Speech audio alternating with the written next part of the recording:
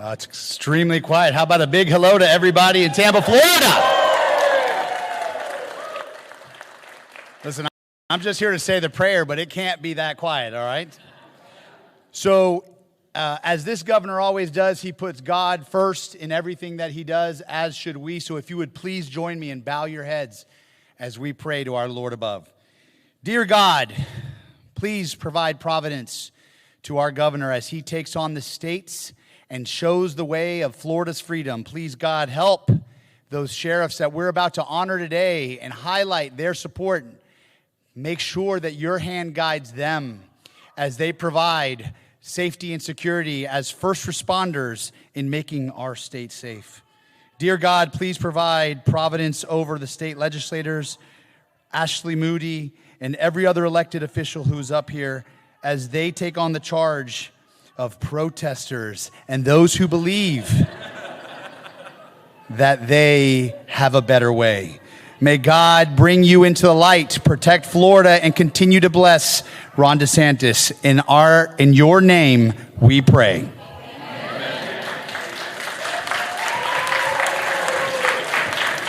Hello, Tampa. We are now going to pledge to the greatest flag of the greatest country this world has ever seen. I pledge allegiance to the flag of the United States of America and to the republic for which it stands, one nation, under God, indivisible, with liberty and justice for all.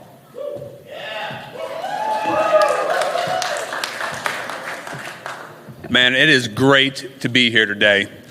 It's amazing to see so many familiar faces, leaders, warriors, people who I've gone to battle with. Romy, Gabby, I want to highlight you for being here. I love you, brother. Thank you.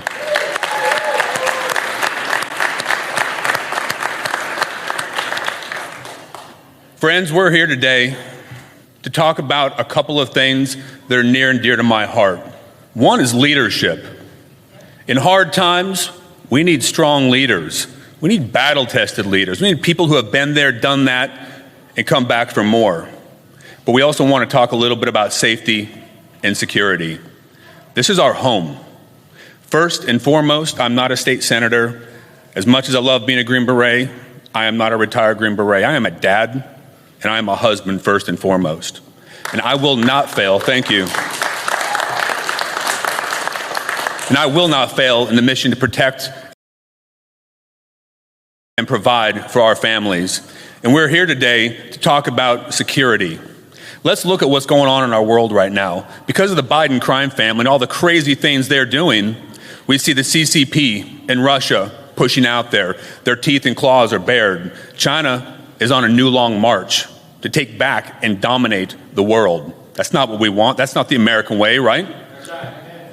If you look across our nation, you can see the problems caused by a lack of strong leadership. From the Golden Gate in California to the halls in Philadelphia, we have riots. We have police on their heels. We have cities burning down, unrest. We have prosecutors unwilling to prosecute criminals and hold them accountable. How can we be a nation of laws if we don't do that? I would submit that we cannot.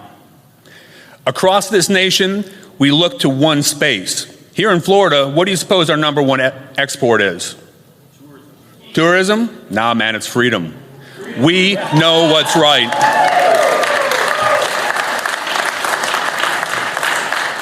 When you look at the international stage, you look at the country, you see a lack of leadership, but you do not see that in Florida. We hear you, Laura. Pipe down just a little bit, please. What we have here in Florida is a leader who has the courage, the candor, and the commitment to do what's necessary, the candor to speak the truth. And my friends, he has the commitment to follow through and make sure those things happen. We are so blessed to have had him lead here, to stand up for law enforcement, to pay them more, to give back to our community, to make this a destination where law enforcement wants to come. We back our blue unequivocally day in and day out.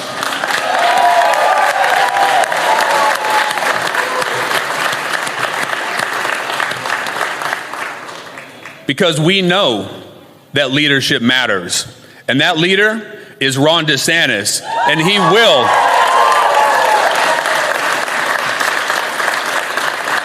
And he will be the next president of the United States. We are blessed. And here's how I know why. Because he is an amazing governor, but he is a dad, he is a husband, he is a veteran, and he is someone who has done hard things and gone back to the well time after time. He understands one universal truth, that in this nation, we have a responsibility that we are blessed to carry, and that is to protect, provide, and preserve those freedoms, those truths that we hold to be self-evident for our children, just like our families did for us.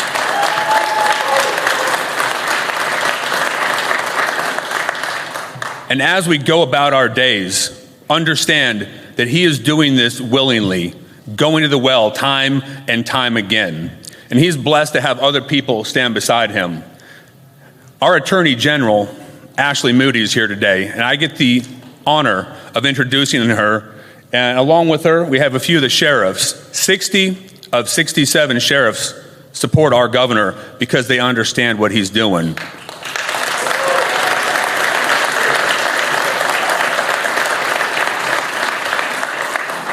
So without further ado, I would like to call on America's Attorney General, Miss Ashley Moody. Well,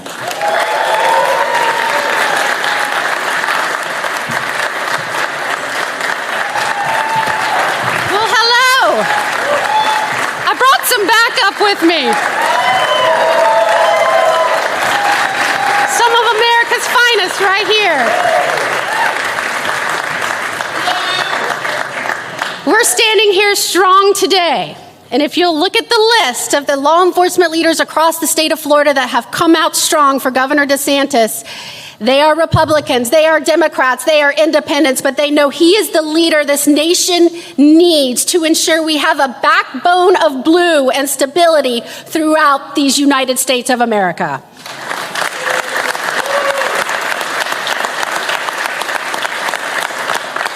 And when Governor DeSantis and I first got in office, and we're so grateful to you and so many Floridians who trusted us to lead this amazing state, as we saw the nation in so many parts of this country descend into chaos, as we watched businesses flee once great thriving cities, as we watched families pack up and move across the country to escape bad, devastating, liberal, radical policies, this governor held strong because he understands to have a safe, thriving, successful state, you have to have the back of those that enforce the law.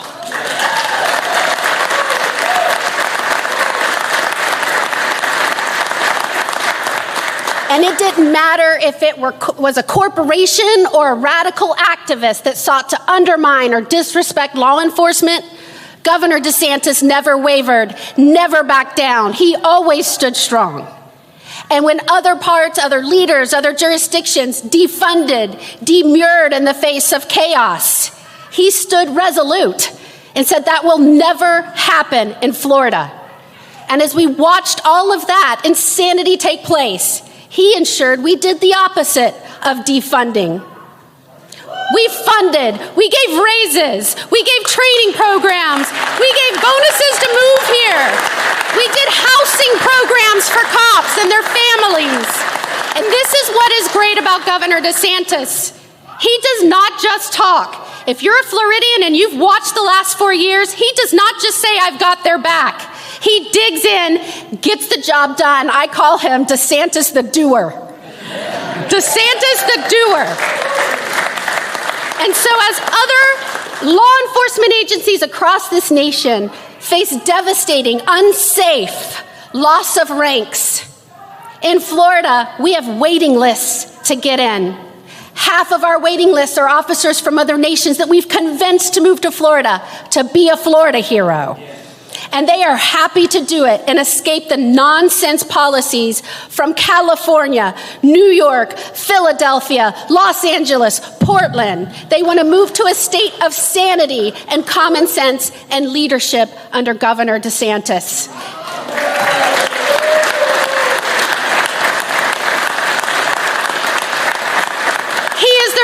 Florida is leading the nation in net migration. He is the reason Florida is leading the nation in new business formations. He is the reason we are breaking tourism records every single year. Because Florida may be known for an orange, but we are bold for blue.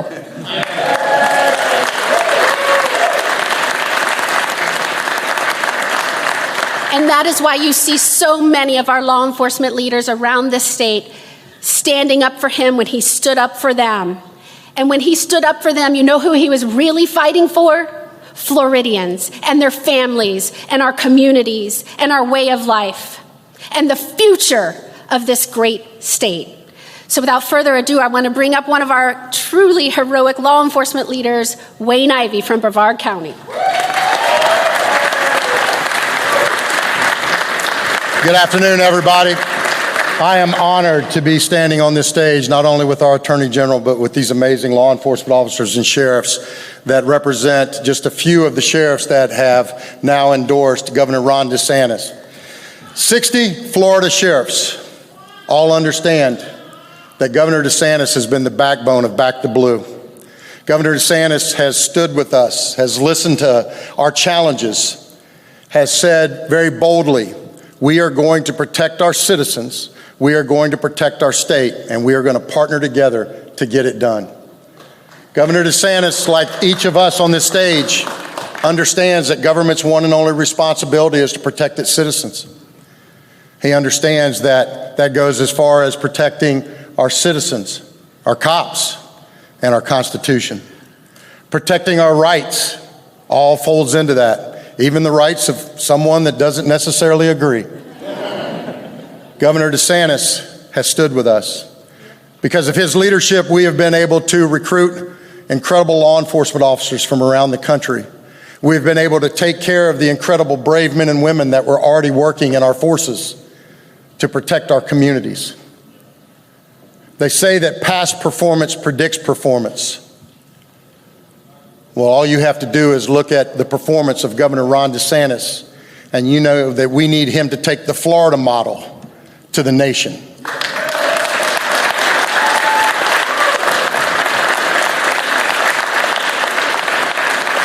I will tell you that when we go to our sheriff's conferences, you can't get 60 sheriffs to agree on anything, not even where we're going to lunch.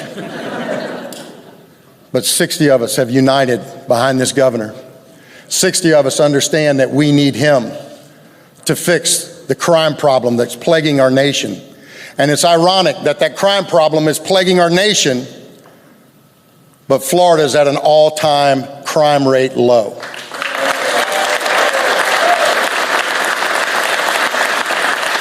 Now, I'm from the Space Coast where we have rocket scientists, but you don't have to be a rocket scientist to figure out why that is. You don't have to be a rocket scientist to figure out that our crime rate is dropping because we have leadership from the top down that is standing up for law and order. We have a governor and attorney general that are getting the job done, that are standing with us and backing the brave men and women that keep evil away from your door while you sleep soundly in your bed. Folks, we need Ron DeSantis. We need Governor DeSantis to take his plan to the nation so that citizens across this great country can once again sleep safely and soundly in their beds. It is my distinct honor, on behalf of all of our sheriffs, to introduce Florida's Governor, Ron DeSantis.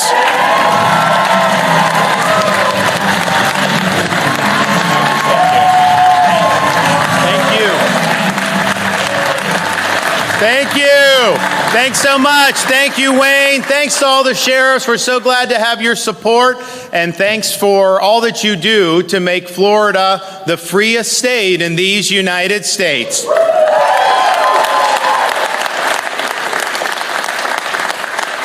We were just out in California last week for the presidential debate and the Reagan Library in Southern California, and I ran into a police chief for one of the municipalities. I said, how you all doing? How's it going? He's like, well, we're good. It's just all my officers want to move to Florida now.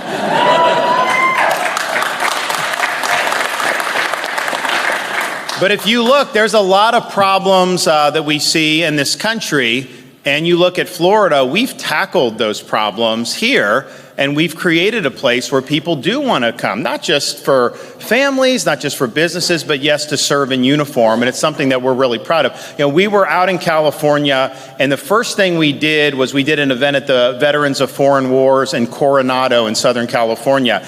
And that brought back memories for me because when I was in the Navy, I got orders to go to Naval Amphibious Base Coronado, and we trained, and that's where we deployed to Iraq as part of Naval Special Warfare Group 1 and the Team 1 and all that. So I am a Florida native. I had not spent much time in Southern California. When I checked into the bachelor officer quarters, the first thing I did as a true Floridian, I looked for the air conditioning unit. They're like, they don't have air conditioning here. I'm like, what do you mean? They're like, you don't need it. Just open the window. It's so nice. So I opened the window.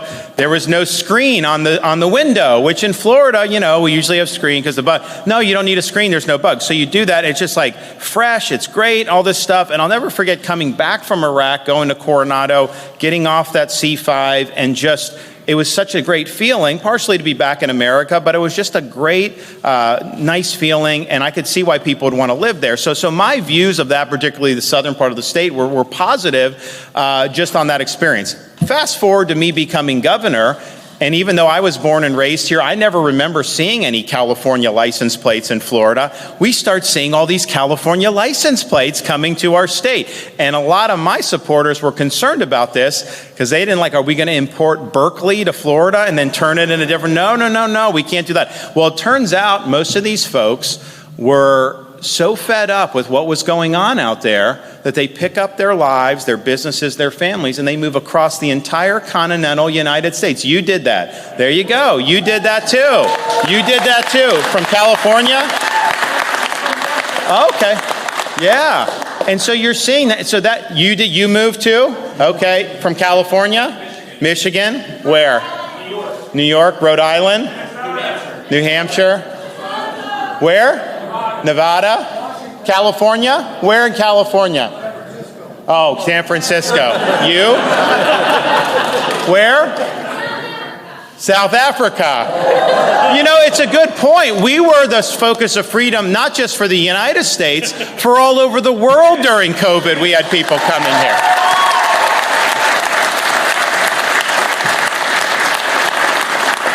So why were people doing it? Well, yes, they were fleeing COVID authoritarianism in San Francisco, California, LA, Chicago, all these places. I'll never forget the people that left those lockdown states. The first time they arrived in Florida, go to the airport, they get out, and they were like, whoa, people are actually living their lives. And it was like being in a different country. So we became the place, not just people to move to, but to visit and just to get a break. And I've run into people across the country that thanked me because they spent 3 weeks in Florida in like the winter of 2020, 2021, and they were able to escape in Illinois or Michigan or some of these places. So we played a portal. So that was part of it. But I can tell you this, and we understand how important it was, but we had to fight back against a lot of people to keep this state free. When we were taking stands to make sure the kids were in school, to make sure our businesses could stay open, all these things, I was getting attacked, I was getting pilloried, the media, all this stuff. And you know what? We were right and they were wrong. We did it right.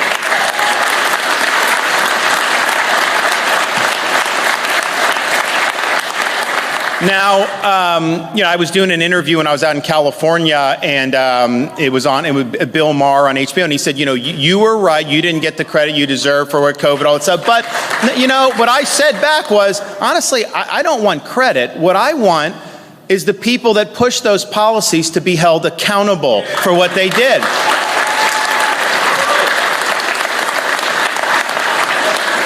Because if you look at the problems in this country right now, many of them go back to the decision in March of 2020 to shut the country down, to spend trillions and print trillions of dollars, and they did $6 trillion over a one-year period from March of 2020 to March of 2021. Do you think you're going to get inflation when you do that? Of course you're going to do that. And I don't think we would have had the BLM riots if it weren't for the COVID lockdowns. I think that created a lot of pent-up anger in people that led to all that. And obviously we didn't let that happen here, but I mean, that you saw that. So going back there, so as president, I'm going to hold these people accountable for what they did. Fauci, the CDC, the NIH, FDA. We're going to drain that medical swamp. We're going to hold them accountable because they want to do it again. And we can never let this happen to our country again. And we are going to do that. And that's something very important. So that was one of the reasons why people came. Obviously, do you want to pay? California has very high state income tax. We don't have income tax in Florida, and we're never going to have it. And that's good. But here's the thing. We don't have income tax. We rely on sales tax, and yet California's sales tax is much higher than Florida's. They have the highest sales tax in the country. So I get why people would want to break from that. Businesses want to break from the regulatory overreach, all that stuff for sure. But one of the reasons why people came to Florida was because they knew they and their family would be safe in the state of Florida. And they were not safe in Chicago. They were not safe in Los Angeles. They're not safe in New York City because those communities turn their back on public safety. They turn their back on law enforcement. They empowered elected prosecutors who then wouldn't enforce the law and wouldn't hold people accountable. And what happened in those communities is those communities got destroyed. And I've been to San Francisco in the last few months. Businesses still boarded up to this day. You have people using drugs on the street. You have people that actually defecate on the sidewalk. And this is something that's happening in the United States of America. So people would come here, any realtors out there, I'm sure you've asked, why did you come? And a number of them said public safety. I'm sick of having to worry about this. My wife and I were in Southern California. We're doing different events while we're out there. And we ran into about 6 or 7 people that had been mugged within the last year. And I'm thinking to myself, I've been going to events for how long? I've never met anybody in Florida who had been mugged. I'm not saying there's no crime, but it's almost like a common occurrence that this is happening. You know why it keeps happening? Because the perpetrators aren't put in jail where they belong. That's why it keeps happening.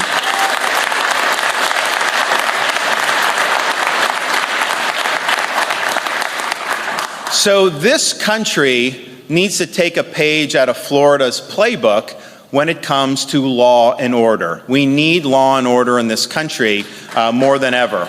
And we're going to bring that about. First of all, it matters to have a governor like I've been, and it will matter to have a president of the United States like I will be, that will stand up and defend the people that wear the uniform, the law enforcement community. It's important to do that.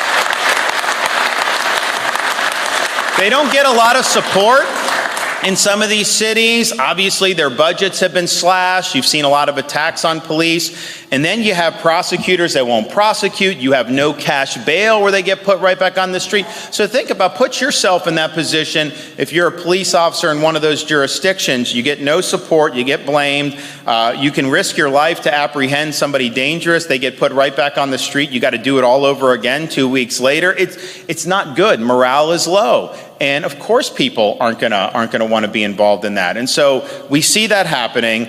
And just the fact that you have somebody standing up and saying, we support what you do, that means a lot, because they don't get that in some of these cities. They don't get that in some of those states. And they certainly don't get it with the current president of the United States, I can tell you that. And so we need to do that. So that's going to be very important for us to just set that as something that's important, that we respect and we appreciate. It's also important because young people are not going to want to go into law enforcement if it's not viewed as a positive profession. And we in Florida have done a lot to streamline the ability to go to academy. If you join law enforcement in Florida as a young person, you get a $5,000 signing bonus from the state now. Police, sheriff's departments, state agencies, all that, we do it. And part of that is we want to show that this is meaningful for the state of Florida. You also get, if we recruit you from out of state, you get a $5,000 signing bonus. So people have come from Baltimore, New York City, Chicago, all these places. They've come, and I don't know, maybe these sheriffs can correct me, maybe some of the police chiefs around the state can correct me. I've not met anybody who regrets the move so far, and we've had a lot of people do it because they feel like they're in a community that appreciates what they're doing, they have the tools they need, they have good laws, and things just work out. So we're going to do that. I think it's very important to just be very honest. And when the media goes through these panics where they try to create these phony controversies, they did the thing in Ferguson, Missouri years ago where you had the guy and all the left in the media was saying that he put his hands up and was yelling, "Don't shoot," and then the cop just mowed him down. That was the narrative that they had put out. And it got a lot of protest, it whipped a lot of, and honestly, I understand that because that would be wrong. If that happened, that would be wrong. Well, what actually happened? Eric Holder, Attorney General under Obama, did the investigation, and they said that was a lie. There was no hands up, don't shoot, and that the officer acted responsibly given the circumstances of the case. And yet the media took it, they ran with it, politicians indulged it. With me as governor, I don't get caught up in these phony narratives. I call them out on the BS. I'm not doing things where there's not evidence for it, and we'll make sure as president we fight back when they're trying to create these false narratives.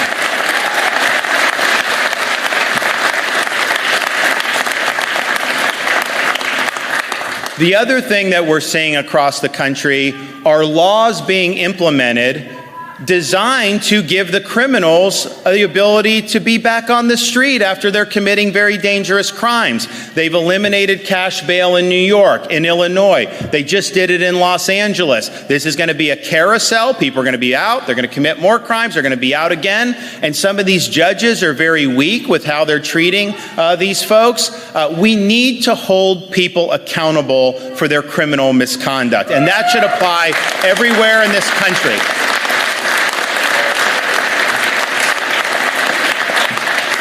And one of the worst things that's happened over the last decade is the election of prosecutors, oftentimes with funding by liberal activists like George Soros, where they get elected and then they say they're not going to enforce laws that they disagree with. And so in places like San Francisco, Los Angeles, these people that are getting mugged, a lot of times the perpetrator isn't prosecuted. And so they commit all these different crimes, and eventually they end up committing a really, really heinous crime. And people say, oh, gee, why didn't somebody do something in the past? Well, this is intentional, what's going on. I can tell you in Florida, we had an example in Tampa, we had an example in Orlando, and we took action and removed them from their posts because we're not going to put the public safety in jeopardy.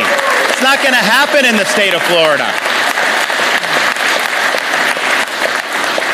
And we just had one a couple months ago in Orlando where we had to suspend the state attorney, and there was a whole bunch of stuff that was investigated. I'm looking at all this, and a lot of the law enforcement had been bugging me to do this for a long time. And I said, look, I have constitutional authority. You got to show the breach of duty, and if you do that, I'll act. Not only can I act, I have a responsibility to act at that point.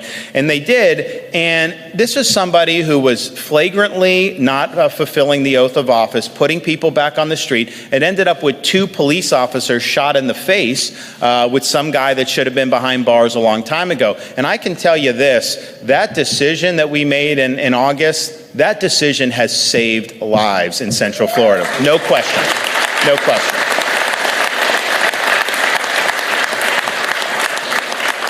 So as president, we are going to use the authorities of the executive branch and all relevant agencies to hold Soros-funded prosecutors accountable for their misconduct. We're not going to let our cities crumble anymore. We're not going to let people be victimized to no end by people that have a political agenda, and they're imposing that political agenda on the public in ways that, yes, people are dying, people are fleeing the cities, and we just can't be we can't succeed as a country if every urban area ends up being hollowed out because of runaway crime. So we're going to do something about it.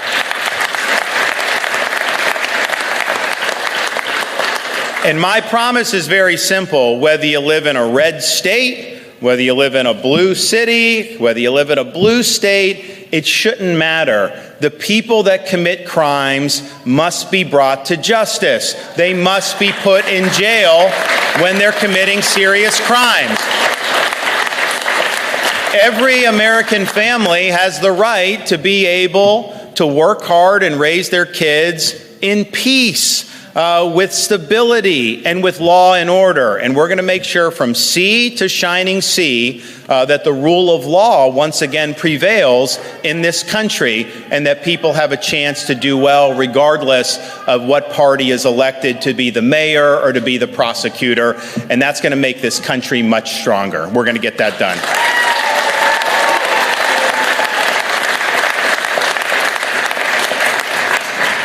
A lot of stuff in politics is people make promises, they do slogans. The question is, what results are you able to deliver? And in Florida, and look, they were giving me great credit, and I appreciate that, but honestly, the fact that we have a 50-year low in the crime rate is because these folks and their deputies and the police folks are wearing the uniform, they're going out there, and they're risking their life to keep you safe. That's why we're doing it.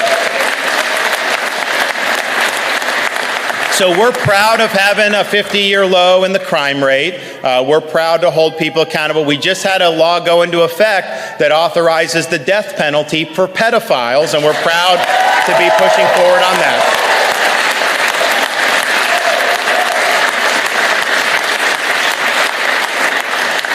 So we understand that this is a team effort. We understand that there's a lot of work that goes into this, that what's happened in Florida, there's a lot of people that have been able to do that. But we're proud of it, and we're not going to ever turn back, of course, in this state. But we need to turn the other direction throughout the United States and make sure that we're driving the crime rate low. So we are going to do that. And part of this, too, is you have to have your own country's borders secured. You can't have people pouring in illegally, committing crimes, running drugs. You know, with what they're doing, now they're saying Mayorkas, the DHS secretary, has asked to waive some environmental because there's a need to build a wall at the southern border. Well, I could have told you that a long time ago. It's interesting, though. I will actually get the wall built because we do need it built. But you can't just sloganeer about it.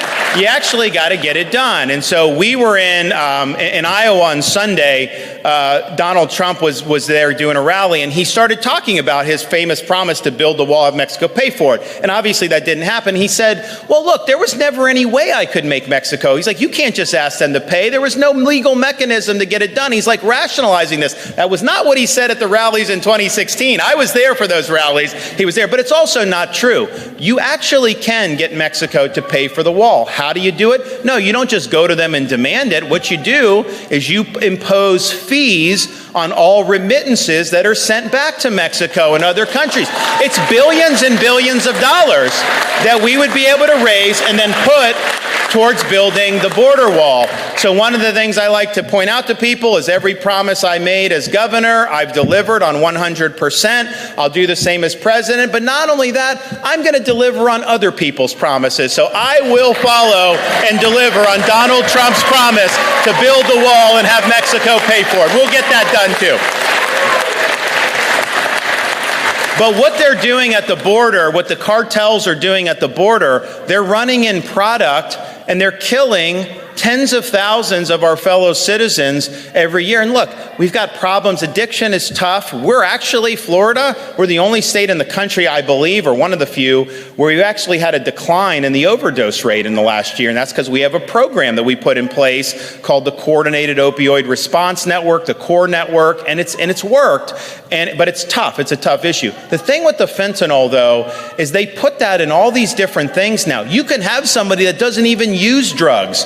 Maybe they take one painkiller or one Xanax, and if it's laced with fentanyl, they could die. We had a case in Florida where you had an 18-month-old toddler. Family rented an Airbnb. The toddler is playing on the carpet. Apparently, who had the Airbnb before was using drugs. There was residue from fentanyl on the carpet.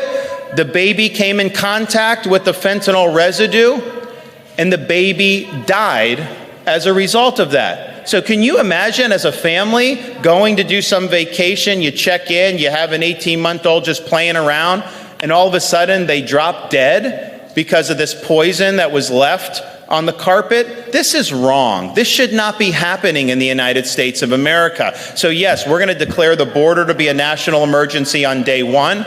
We are going to put the military at the U.S. southern border.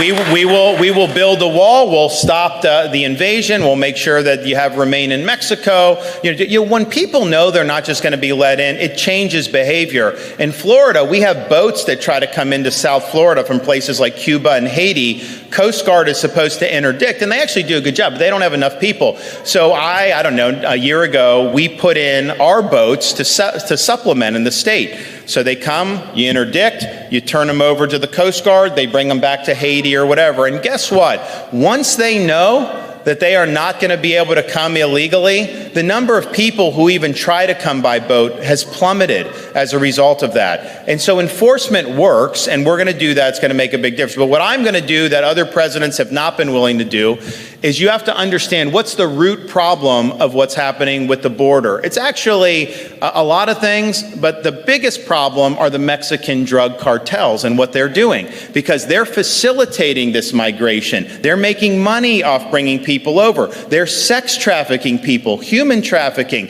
and they're running a lot of drugs. So you can't solve this problem unless you're willing to treat the Mexican drug cartels like the foreign terrorist organizations that they are. And I will do that. I'll get that done.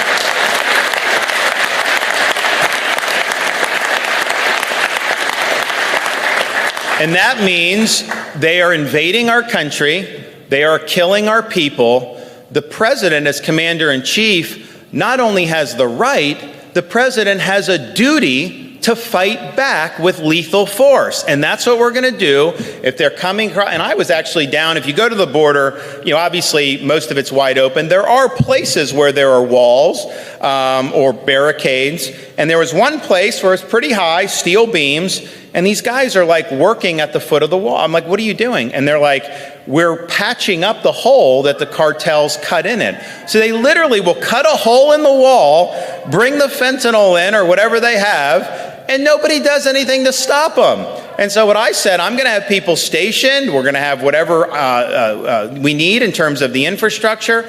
But if they're breaking into our country with drugs and part of the Mexican drug cartels cutting a hole in, that will be the absolute last thing they do, because we are going to leave them stone cold dead at the border. They're not going to do it after that. I guarantee you that. They will get with the program. And so we're going to do that. But that, to me, is very important for rule of law. So when all is said and done, I'm going to be able to, look, I'm appreciative of all the great things the Attorney General was saying about Florida and everybody else. And, look, I was born and raised here. I've always liked the state, but we've got a lot of pride in the state right now because of how we've handled things and the fact that, we've defended freedom and we've gone our way and we fought back against the insanity that's really enveloped this country. And we're proud of that. But this country as a whole is going in the wrong direction. This country is in a state of decline. I'm actually going to be debating the governor of California in November. Can you imagine that?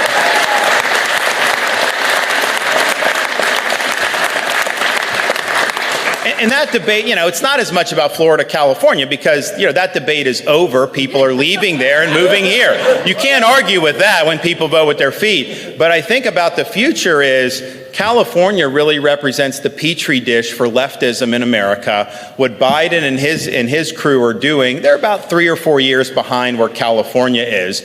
And so that represents the future if Biden or Newsom or whoever gets in there in 2024. And that's a recipe to accelerate America's decline. And we can't have that. Florida, what we represent a model that can reverse America's decline. We represent a model where we can usher in an American revival that will give this country a new birth of freedom. So this is an important debate. It's an important choice for the country to be able to have. And with me as president for 2 terms, and you need someone that can serve 2 terms. A lame duck president can't get the job done. I'm sorry. That's just the reality. We're going to be able to say, after 2 terms, we're going to be able to say that we restored the American dream in this country. People can get ahead again. If you work hard, you can afford a home, a car, groceries, all these different things will be fully energy dominant and independent. So we'll have lowered gas prices and energy costs, and people are going to be able to succeed again in this country like I always thought everyone can do, but yet you see people that are falling behind. And look, Washington created this mess. And it's Democrats and Republicans up there, by the way, guys. It's not just them. They've both done it. They've rung up massive debt. They've printed massive amounts of money. And you are paying the result of that. You're paying more for everything because of what they've done. And the thing that bothers me, they don't seem to care about what people are going through. They want to keep going just like they're going. No course correction, just keep doing. That's wrong. We're going to force that course correction, and the country will be better off. We are also going to be able to say, after serving, we're going to be able to say that we restored this country's sovereignty once and for all. You will have a border that matters. The border will be enforceable, and you're not going to have Mexican drug cartels poisoning our people any longer. That will happen. We're also going to be able to say this country is still the world's leading superpower, that our military is strong. People are going to want to join the military in large numbers again, and we will have successfully fended off the threat posed by the Chinese Communist Party. That will mean the 21st century is indeed an American century. We're also going to be able to say that school systems in this country are dedicated to educating kids, not indoctrinating kids.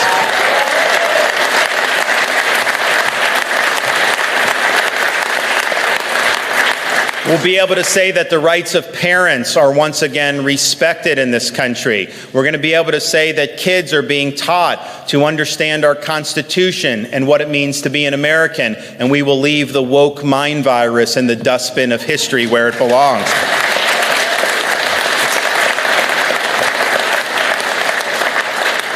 We're also going to be able to say that we restored the Constitution of the United States to its proper place in this country, and that means having a government that's limited, a government that's working alongside us, not an unaccountable bureaucracy that's weaponized against us and that wields power without proper constitutional constraints. If we restore the Constitution, we will be able to preserve this country as a government of, by, and for the people once again.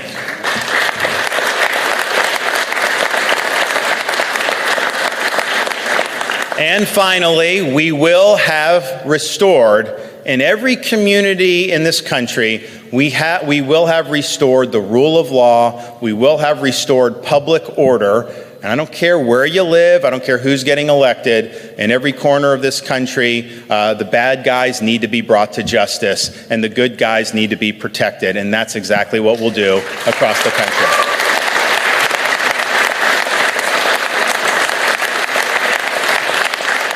And so I thank everybody who's been a part of today's event, the endorsements. We've got great support really across the country from law enforcement. And the thing is I travel different places, and these guys thank me for just standing up for them, even though they're not even in Florida. And I think part of it is because we've been strong on it, and I'm proud of that, but I think part of it is there's just been so few voices out there who've been willing to take strong stands. So we're willing to do that, but the decline of public order, the decline of rule of law, that is contributing to the decline of this country. And 2024 is make or break for this country. We're not getting a mulligan on the 2024 election.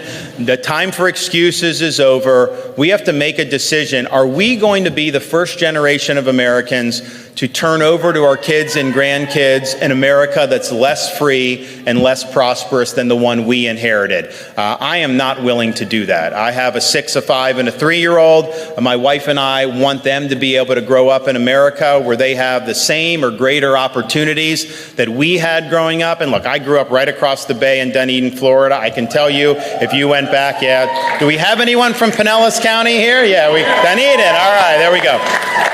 I can tell you, if you went back, 30, 40 years when I was a kid and said, that guy would be governor of Florida in 15, no one would have believed that, trust me. But I think it shows good that, and I wasn't even planning on that. I was planning on baseball and stuff. But anyways, you end up doing it. So you can do well, at least you always could. So we have to do that. And so I'm motivated by that. But I'm also motivated by a sense of obligation to people that have sacrificed in previous generations. When I used to go up to Washington and fly up there, there was a particular route you could take on the plane that took you flush parallel to the National Mall. So if you looked out the left side of the plane, you saw really up close, beautiful views of the Lincoln Memorial, the reflecting pool, the Washington Monument, all the great monuments, and even up on the hill, the beautiful U.S. Capitol building. You felt a sense of pride as an American because that symbolizes the ideals and the principles that make us unique as a country. But after doing that a few times, I realized, as impressive and as awe-inspiring as that was, those monuments were not the best monuments for our country. Because if you looked out the other side of the plane, you looked over the Potomac River, you saw a series of small, nondescript monuments orderly arranged over the rolling hills of a place called Arlington National Cemetery. And it occurred to me then,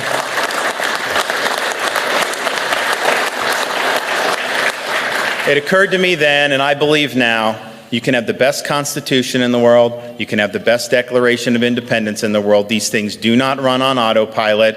It requires every generation of Americans to step up and defend freedom when it's under attack. And yes, that may mean putting on a uniform, risking your life, and indeed giving the last full measure of devotion and service to this country like the people buried at Arlington did. It may just mean doing your part as a citizen, doing your part as a parent or a grandparent. It may mean just showing up to a school board meeting and holding people accountable for what they're doing in the schools. Whatever you have to do in 2024, any contribution you make, just understand it's not cost-free. There's going to be people that aren't going to like that you're standing up for what's right. There's going to be people that could attack you. Certainly, I get attacked all the time. That comes with the territory. But leadership is not cost-free. Leadership requires sacrifice. We're not asked to sacrifice at anything close to the level that the people buried at Arlington were asked to sacrifice and did sacrifice, but we're asked to get the job done in 2024. We're asked to make sure that we're not going to let this country continue to descend the way it's descending. We need a restoration of common sense in this country. We need a restoration of normalcy and sanity in this country.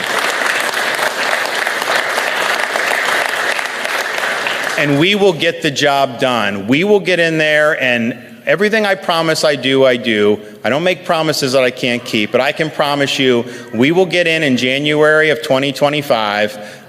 We will spit nails. We will work across all these different issues. You're going to have an energetic, you're going to have a president that's leading, that's not worried about polls, that's not wedded to the teleprompter, but is going out and getting stuff done. And we're going to do that for 8 consecutive years. And at the end of that run,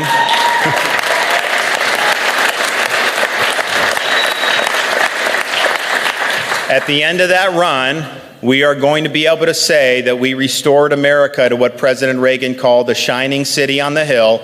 We'll have left the city stronger, we'll have left the city freer, and we will be turning over this country to our kids and grandkids better than we found it. Thank you all. God bless you. Thanks so much. Thank you. Thank you.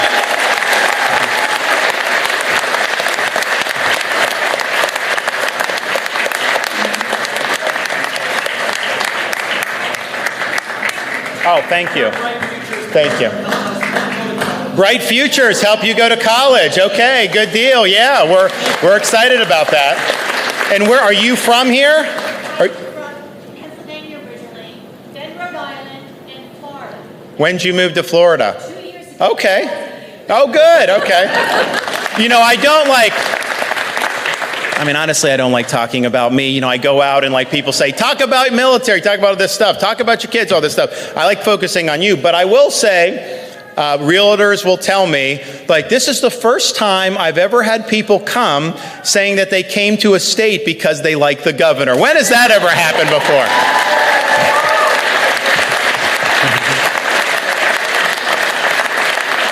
All right. Anybody else? Yes. Governor. So I'm used to seeing people on the left protesting you and demonstrating against you, and now it's just crazy seeing people wearing Trump shirts that are coming at you. Are they just upset that he didn't finish the wall and that you will? And well, here's just the reality.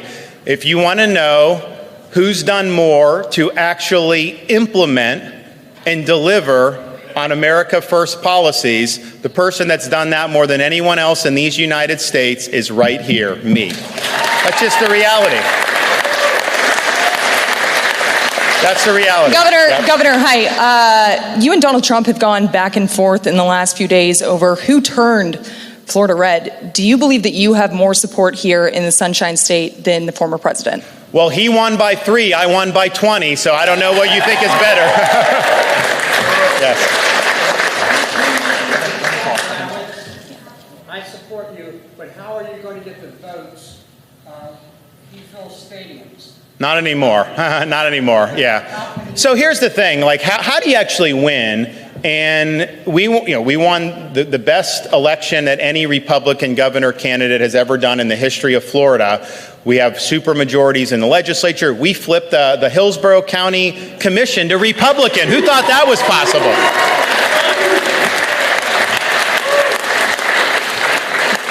But what I noticed, when you do these elections, it's all about, banking the votes that you need. And so when I remember in the 2020 election, Biden just stayed in his basement, and it's like he wasn't really doing anything. But you know what the Democrats were doing?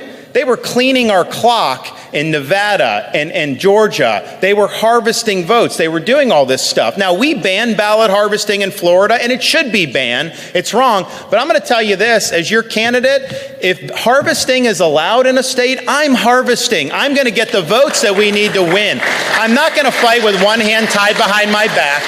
I'm not going to whine about it. I'm going to look at the battlefield, and I'm going to execute a plan to be able to win and to be able to win big. But here's the thing. A voter that goes to 10 rallies, their vote counts the same as somebody that's unenthusiastic and then goes and votes.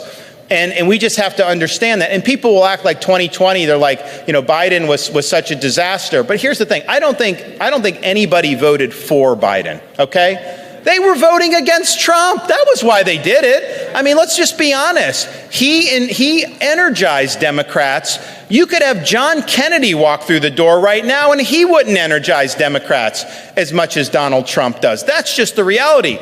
What did we do in Florida with these Democrats? We defeated these Democrats. We left the Democratic Party in Florida in a pile of ruins. They're dead. In fact, if you go back 2019, 2018, or 2019, 2020, the Democrats had like 300,000 more registrations than we did as Republicans. And partially because of our leadership during COVID, that really started to change. So by the time I got reelected in November, we had 300,000 more Republicans than Democrats. And we never had more R's than D's in Florida history. We did that with me being governor. But here's the best part. 300,000 advantage. Today, that advantage is 600,000. We've added another 300,000 advantage in 1 year. I mean, are you kidding me? Yes, ma'am. Governor, what do you think has to happen or change for you to become the GOP frontrunner? So here's the thing. When I was running, and every race I've run early on, nobody said I was the front runner, but you know what? That's how I like it. We want to go, I can tell you, you win on contest by contest. There's not a national primary. So we're doing things like I've spent the last 6 weeks spending a lot of time going to rural counties in Iowa. That is not getting you a lot of fanfare. It's certainly not going to move a national poll, but we're banking people that are going to go caucus for us when it matters. That's all that matters. Who shows up in Iowa in mid-January, New Hampshire, South Carolina, all those different places. And I wouldn't trade places with any candidate for where we are in Iowa. I think we're going to have a tremendous victory there, and I think it's going to be something that's going to totally upend all the conventional wisdom with everything that we do. Yesterday, according to your campaigns, thanks, Donald Trump currently has about $30 million more cash on hand for the primary, and I'm just wondering if you're the better option, how that happened. Well, why is he raising that money, and where's that money going to? Isn't it going to a lot of lawyers? I mean, like, you know, I mean, seriously, like that, I get that, and I get he had a lot of boost on some of those things, but if you look at total all the different committees, we're still ahead of everybody when you count the other PACs and everything, and we're going to continue to be very strong. You know, people tried to say this months ago. That was wrong. We proved them wrong. We're going to continue to prove them wrong again going forward, but 100% of what we're doing in our entire universe is being spent on actually delivering the victories that we know we need. And I think that that's important, that that's going on. So, Governor, can you, talk? Thank you. Talking about money raised, you had in Southwest, or are you up here now? I'm up here for you today. Oh, okay. And just asking, you were able to come through with $15 million. Do you feel comfortable you're going to be able to continue to raise the money needed to stay in? Of course. Well, yeah, absolutely. I mean, like, you know, it's like, look at all these other candidates. Like, we're blowing them away. A lot of you guys don't ask them these questions. Like, they should be asking, you know, with all this stuff. And also, Florida, as you know, when you start at the end of May like we did, that's the end of the season. So we're just now getting into the season in Florida. So I've got a lot of stuff that we're going to be doing. So we're going to be very strong on that. We've always been very strong on that. But that ultimately is only one component. The component that matters more than anything is a candidate that's going to go earn people's votes. Nobody is entitled to be nominated. Nobody, especially anybody that couldn't even stop Joe Biden. You are not entitled to be nominated. You've got to earn the nomination. You've got to show how you're going to be able to get the job done, how you're going to be able to make these changes and that are necessary for the country. So we're on the ground. We're earning it from people, town by town, county by county, doing all that stuff. And that is not necessarily a question of dollars and cents, although you need that to be able to do different things. But that's just a question of who's going to earn it, who's going to put the work in. And you know what? Not that a campaign's the same as actually doing the job, but we need a president that's got energy. We need a president that's going to be full throttle for 8 years. We don't need any more presidents that have lost the zip on their fastball. And right now, we're going to be able to go and we're going to be spitting nails. We're going to get the job done. And you guys can just, here's the thing. What I like about Florida is you don't really have to worry about politics here. Something happens, I'll get it done. Don't worry. Like, you don't have to worry. We see things, we get out in front of them, we take care of it. I mean, just think of all the different things that we've done. I came in, like, you know what? Even before the border was as bad as it's now, it's like we're banning sanctuary cities. We're not going to do that, right? Then we come in and say, you know what? We need to have school choice for everyone. So we do that. We implement it. We need to cut taxes we cut taxes. We need to run surpluses. We've done. We need to pay down debt. We've paid down 25% of our total state debt just since I've been governor. So it's good. But that's the thing.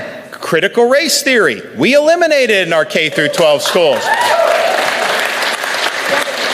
Gender ideology. We stood up to Disney to get that out of our schools in Florida. And we're happy to do it.